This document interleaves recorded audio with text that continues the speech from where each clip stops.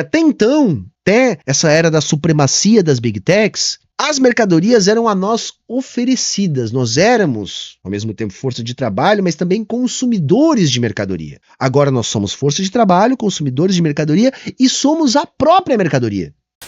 Nesse contexto, é entregue como paralelo a visão da existência da Amazon nesse tecnofeudalismo. Yannis fala que fazer compras na Amazon seria como visitar o centro de uma cidade bem movimentada e repleta de lojas geridas por empreendedores independentes. Ou seja, basicamente, a Amazon seria um feudo que vive de renda gerada por empreendedores capitalistas independentes. Nessa lógica, podemos colocar o iFood. O iFood é literalmente uma praça de alimentação virtual que tem como feudo sua própria tecnologia. A renda de Amazon e iFood, por exemplo, é a taxa que cada Não, tudo bem, eu acho que é interessante isso aí, porque isso de fato acontece, mas eu acho que isso não é algo transformador da lógica do capital, gente. É só mais uma forma de mercadoria. Você está entendendo que uma das necessidades do capitalismo é criar novas mercadorias, criar coisas que possam reproduzir o capital. Então é isso que esses nichos que se abriram com as Big Techs estão explorando. Tá? Então há uma transformação, sim, no mundo do trabalho. Mas não na essência do que reproduz o capital, que continua sendo o capital variável, a força de trabalho, o trabalhador. O empreendedor tem que pagar para viver dentro de seus serviços. Yannis ainda brinca com o termo nuvem, falando sobre gigantes da tecnologia que vendem serviços de cloud, são os cloudalistas. Empreendedores precisam sobreviver dentro da nuvem de corporações gigantescas que têm um poder tão grande que conseguem destruir um negócio com poucos cliques. O tecnofeudalismo também mata inovações. Se não mata, se apropria. Isso significa que quando uma inovação, uma concorrência pode surgir para algum feudo da Big Tech, essa empresa acaba sendo comprada de modo que esse feudo não seja impactado. É como se toda a propriedade intelectual nova que nasce dentro desse sistema acabasse sendo engolida pelo próprio sistema. Então, de novo, não tem nada de novidade nisso aí, gente.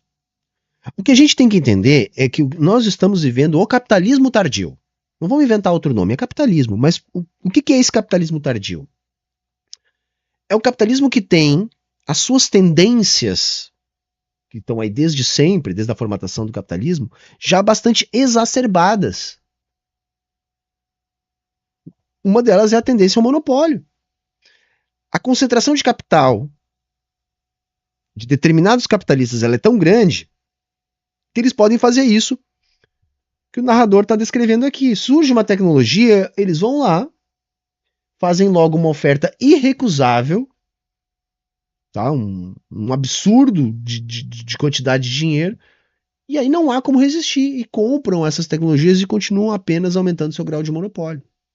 Veja, isso não é algo novo, isso é algo produto da hiperconcentração do capital. Então a gente está vivendo a era do hiper. É tudo hiper no capitalismo. Tudo que o capitalismo tem, enquanto característica, está masterizado agora. Isso é produto de um capitalismo que já passou da maturidade. Não é o capitalismo nascente do Adam Smith, não é o capitalismo jovem do Marx, não é um capitalismo maduro, tá? Da Guerra Fria até o fim da Guerra Fria. Não, a gente está vivendo um capitalismo velho. Um capitalismo que já passou por todas essas fases e que agora tem todas as suas características extremamente afloradas.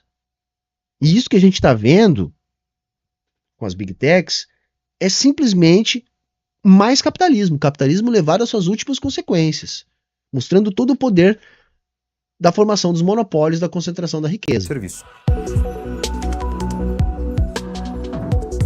Você já parou para pensar como toda a sua vida existe dentro de um tecnofeudo? Todos os seus dados privados e dados de seus familiares estão com o Google. E a sua localização também. Suas conversas privadas estão nas mãos de Meta, que tem Instagram e WhatsApp. A sua vida digital nas mãos de Apple ou Samsung. A empresa que você trabalha existe em servidores da Amazon. Sua alimentação é gerenciada. Isso sim, aí sim, esse ponto aí é um ponto que é talvez preocupante. Por quê, gente? Isso não quer dizer que não é mais capitalismo, porque nessa de termos um capitalismo levado às suas últimas consequências, a gente também tem uma outra coisa potencializada. Há pouco tempo aqui, nesse mesmo vídeo, eu estava dizendo, olha, o capitalismo precisa de novas mercadorias. O capitalismo transforma tudo em mercadoria, porque é na lógica da mercadoria que o capital se reproduz. É na produção de mercadorias que o capital se reproduz. Vejam, o que as Big Techs fizeram foi transformar todas as pessoas do planeta em mercadoria. Todo mundo que consome conteúdo em redes sociais é uma mercadoria. E aí, gente, começa a haver uma manipulação dessas mercadorias. A fim de quê? A fim de que essas mercadorias cumpram o seu papel no capitalismo, ou seja, reproduzam o capital. Então veja, como agora nós somos a mercadoria, nós estamos num nível de manipulação que nós não decidimos mais a nossa vida. Isso sempre foi assim no capitalismo, mas isso também está extremado agora. A gente não escolhe o que a gente gosta, o que a gente vê, em quem a gente vota, o que a gente usa.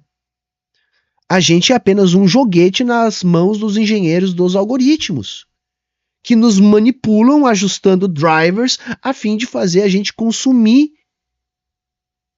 mais propagandas, a fim de que mais capital seja reproduzido a partir da mercadoria humanos. Nós somos a mercadoria.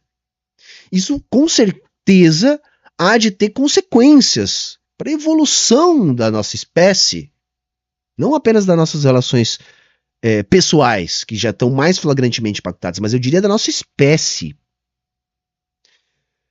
Porque as coisas já não evoluem mais como evoluíam antes, porque agora essa, entre aspas, evolução se dá de acordo com os interesses do capital, que nos manipula enquanto suas mercadorias. Agora todos nós somos mercadorias. Eu acho que aí temos um ponto de diferença, porque até então, até essa era da supremacia das Big Techs, as mercadorias eram a nós oferecidas. Nós éramos, ao mesmo tempo, força de trabalho, mas também consumidores de mercadoria.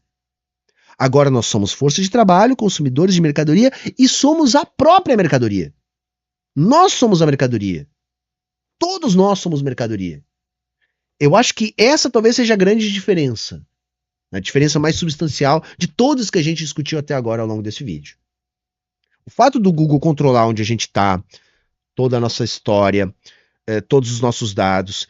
E para além, o Google controla o que a gente assiste e o que a gente quer assistir. O Google controla até mesmo a nossa opinião política. Tá? Isso ainda não está totalmente formatado, mas já está bem encaminhado e a tendência é que isso se aprofunde cada vez mais. Por isso é urgente a revolução, cada vez mais urgente. Então, a grande diferença é que com esse poder sobre nós, eles conseguem manipular a mercadoria consumidor de internet. Porque todo mundo que está assistindo o YouTube é mercadoria do YouTube. Né? É nós que estamos sendo vendidos, tá? Para os anunciantes, que é a forma do modelo de negócio das plataformas das Big Techs.